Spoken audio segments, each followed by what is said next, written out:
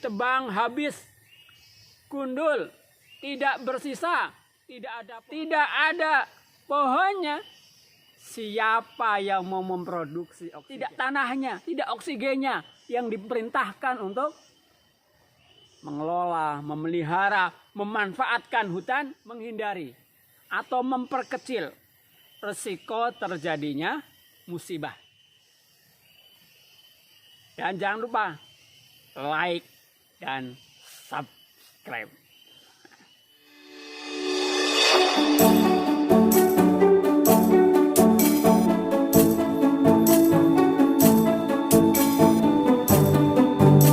Assalamualaikum warahmatullahi wabarakatuh. Apa kabar teman-teman semua? Tetap semangat dan tetap sehat. Kali ini kita akan belajar mengapa kita perlu melestarikan hutan. Mengapa kita, Anda, saya, keluarga Anda, ayah, ibu, adik, kakak, mertua, menantu, kakek, nenek, semuanya. Mengapa kemudian kita perlu melestarikan hutan? Teman-teman semua, kalau kita lihat di hutan,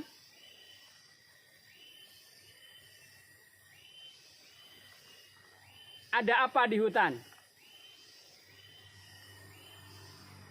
Di hutan itu ada pohon-pohonan. Seperti pohon pinus ini. Ada tanaman, tumbuhan ya. Termasuk rumput-rumputan.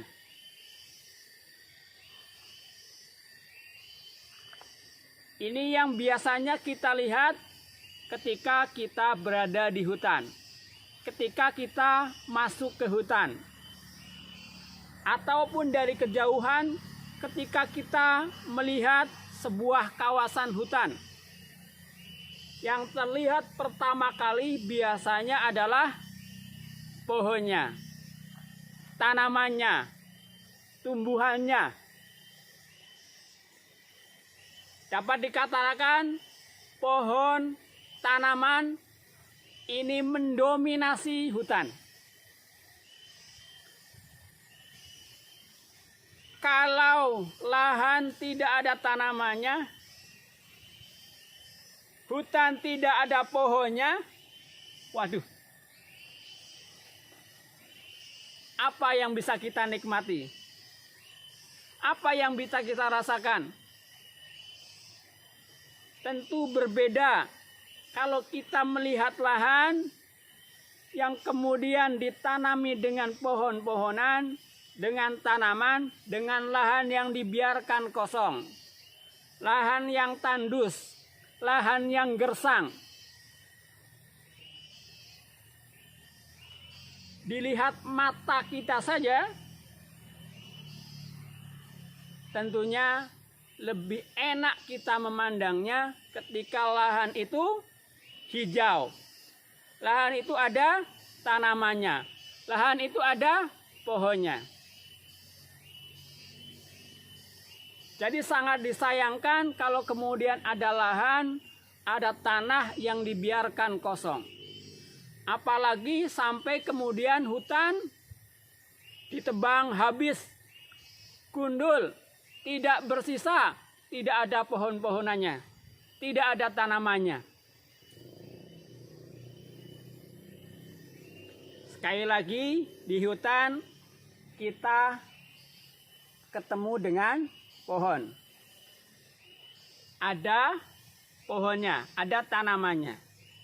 Apalagi selain pohon, selain tanaman, selain tumbuhan. Ya, betul. Ada hewannya, ya, atau binatangnya. atau satwanya. Ya. Ada burung yang terbang. Ada belalang. Ada cacing di tanah. Ular.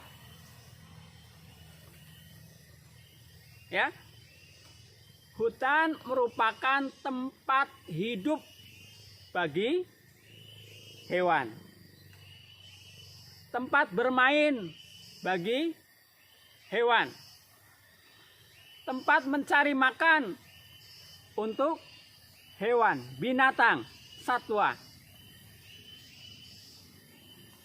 Tidak bisa kita bayangkan kalau kemudian hutan tidak ada tanamannya, tandus, gersang. Bagaimana kemudian hewannya? Dari mana mereka kemudian bisa mencari makan? Di mana kemudian mereka bisa tinggal? Di mana kemudian mereka bisa bermain dengan keluarganya, dengan anak-anak keturunannya?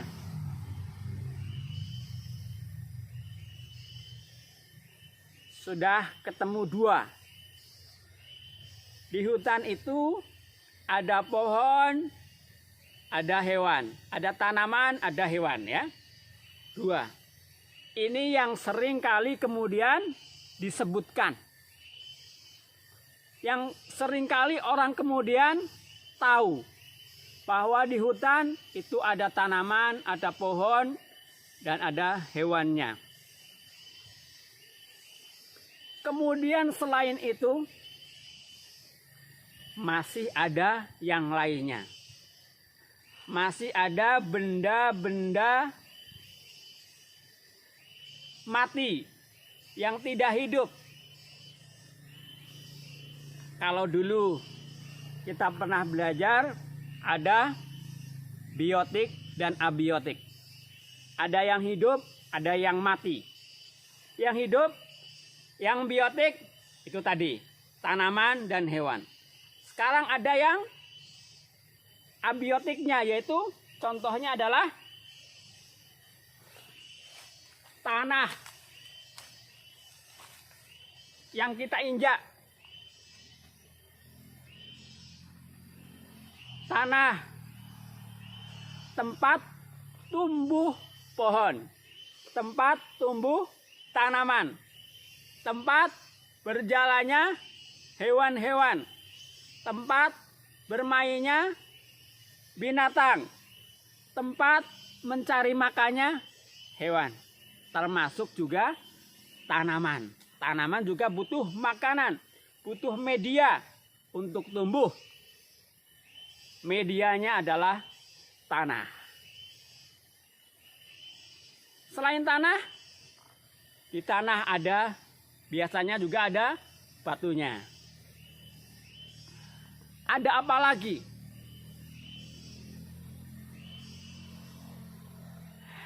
Ini yang sehari-hari kita hirup. Apa? Oksigen. Betul.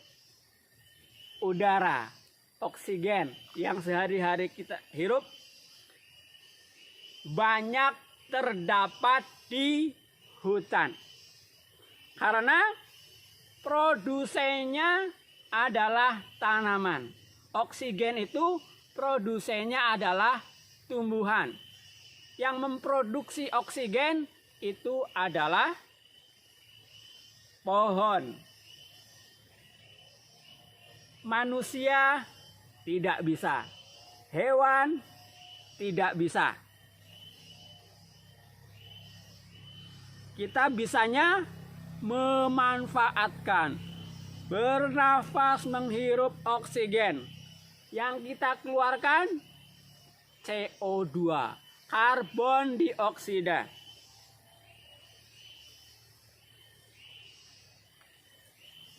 Kalau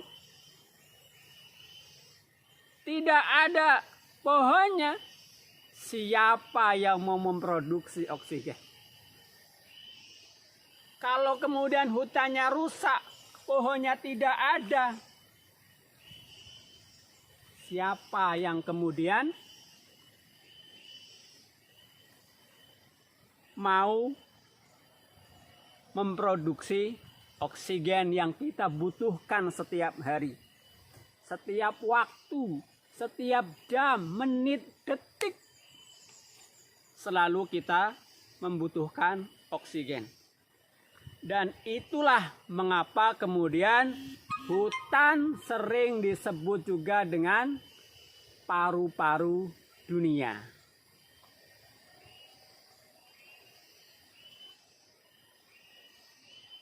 Tempat hidupnya sumber kehidupan bumi ini adalah salah satunya adalah dari hutan.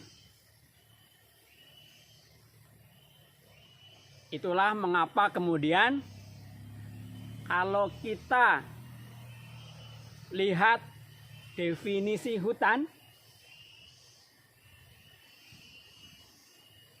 masih ingat ya? Di Undang-Undang Kehutanan. Apa itu yang dimaksud dengan hutan?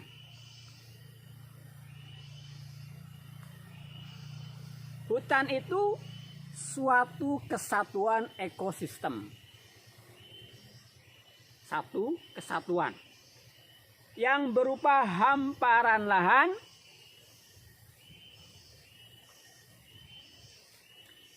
yang berisi sumber daya hayati yang didominasi oleh pepohonan. Dalam persekutuan alam lingkungannya,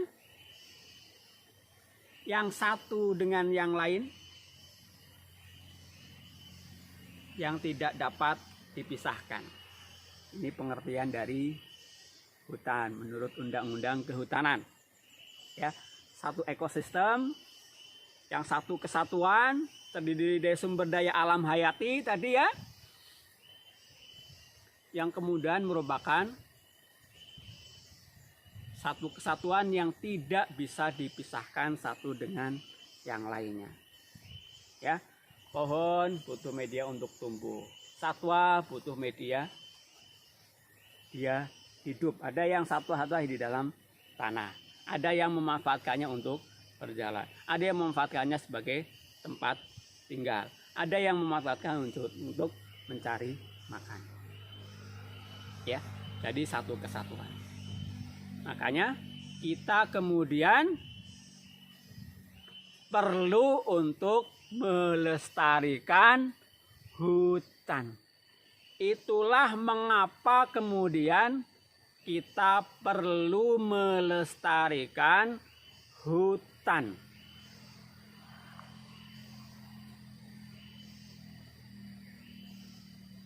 Karena apa?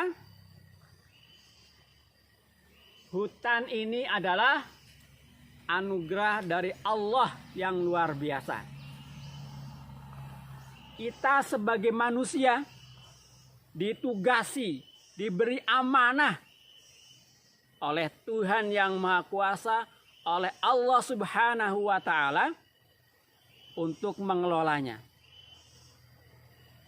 Siapa yang ditugasi? Siapa yang diberi amanah? Manusia. Kita.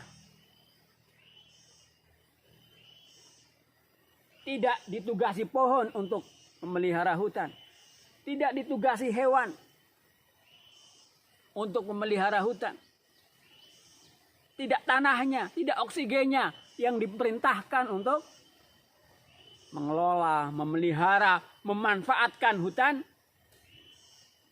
Yang diberi amanah adalah kita manusia yang punya akal pikiran, yang punya jasad, yang punya ruh, punya hati.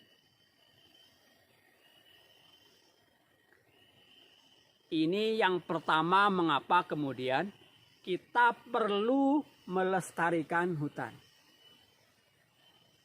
Karena ini tugas kita dari Yang Maha Kuasa, dari Allah Subhanahu wa Ta'ala. Karena kita sebagai manusia, bukan sebagai hewan, bukan sebagai pohon,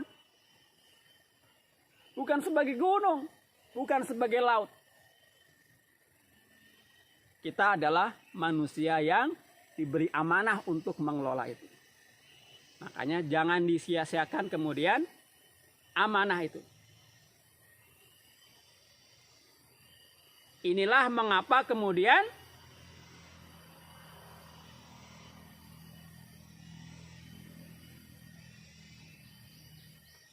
salah satu yang sering disampaikan juga oleh para ulama kita adalah memelihara alam semesta. Termasuk diantaranya adalah hutan ini. Sekarang yang kedua, mengapa kemudian kita perlu melestarikan hutan? Karena hutan itu punya fungsi dan manfaat yang banyak. Kalau dirinci nanti akan banyak manfaatnya, fungsinya. Tadi sebagian sudah disampaikan di awal ya. Di antaranya adalah sebagai paru-paru dunia, sebagai sumber oksigen.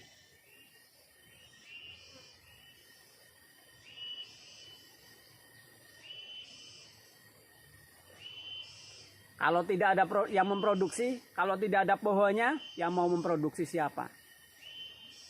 Kita tidak bisa. Hewan tidak bisa.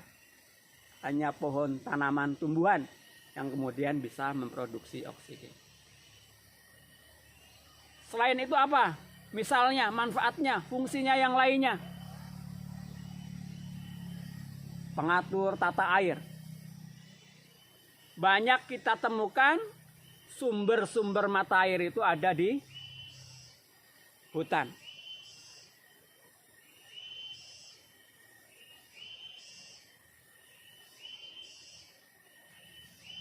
Air hujan yang kemudian turun,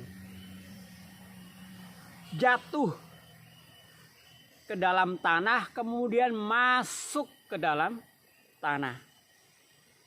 Karena apa? Karena ada pohonnya, ya. Karena ada tanaman-tanamannya, tumbuhan-tumbuhannya. Itu yang kemudian menyebabkan air hujan yang turun itu tidak langsung bablas, tidak langsung mengalir, tidak langsung habis, tapi masuk meresap ke dalam tanah.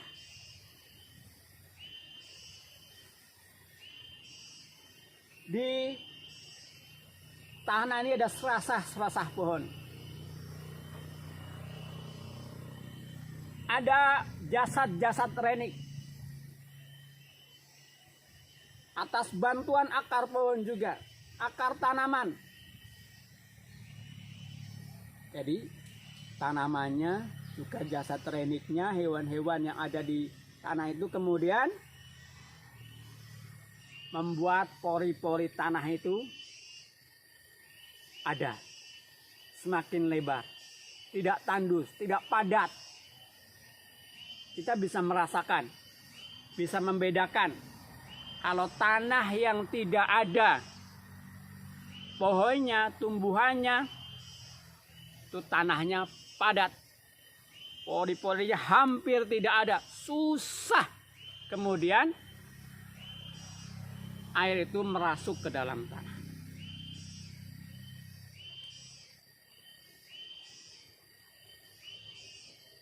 Apalagi yang lainnya, masih banyak ya. Kita bisa eksplorasi, di antaranya juga kita merasa nyaman, tenang, adem, nikmat ketika berada di hutan. Beda kalau kemudian kita berada di antara bangunan, di antara pabrik-pabrik, atau lahan-lahan yang kosong, panas. Udaranya juga tidak nyaman. Mata kita juga enak kemudian memandang, hijau, secara estetika juga. Ya, makanya kita senang kalau kemudian kita wisata di tempat-tempat yang hijau, di tempat-tempat yang banyak tanamannya, di alam lingkungan yang masih baik, yang masih baru.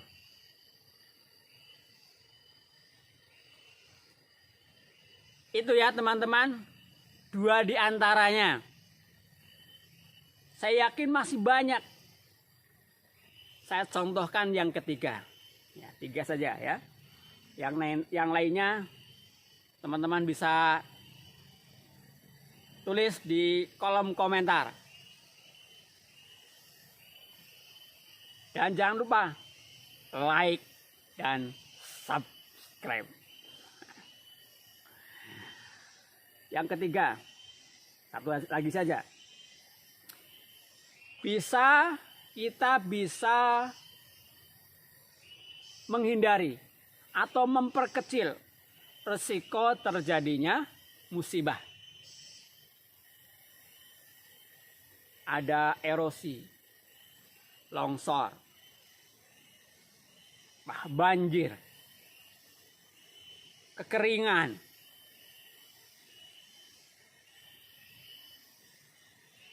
Itu adalah di antara akibat yang sering kemudian kita tuduhkan ke hutan yang rusak.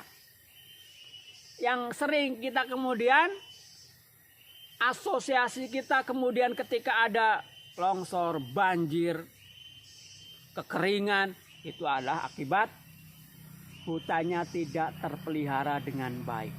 Gundul, tandus lahannya.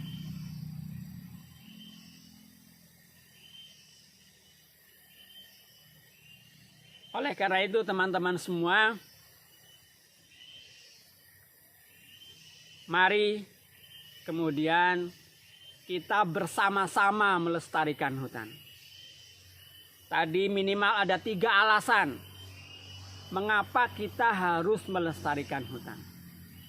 Yang pertama adalah apa? Nikmat dari Allah, amanah dari Allah, tugas dari Allah pada kita sebagai manusia. Yang kedua, karena hutan itu memang banyak manfaatnya. Tadi saya sebagian sebutkan manfaatnya, fungsinya ya. Yang ketiga, bisa kemudian untuk memperkecil risiko terjadinya musibah yang tidak kita inginkan. Yang biasanya sebagian disebabkan oleh hutan yang rusak, hutan yang gundul, tidak ada pohonnya. Semampu kita bisa, sekuat yang kita bisa. Sekali lagi, kita semua, Anda, saya, kita semua bertanggung jawab untuk turut melestarikan hutan. Caranya sesuai dengan kemampuan yang kita miliki masing-masing. Yang jalan-jalan ke hutan, tidak usahlah kemudian coret-coret sembarangan, ambil kayu sembarangan. Yang diamanai mengelola hutan, tidak usahlah kemudian tebang habis sembarangan gitu ya, tanpa ditanami lagi. Kalau sudah tebang, ya ditanam.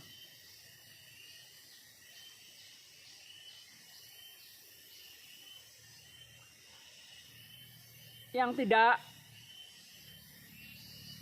bisa datang ke hutan, ya buat ajakan-ajakan untuk melestarikan hutan. Buat publikasi-publikasi untuk turut melestarikan hutan.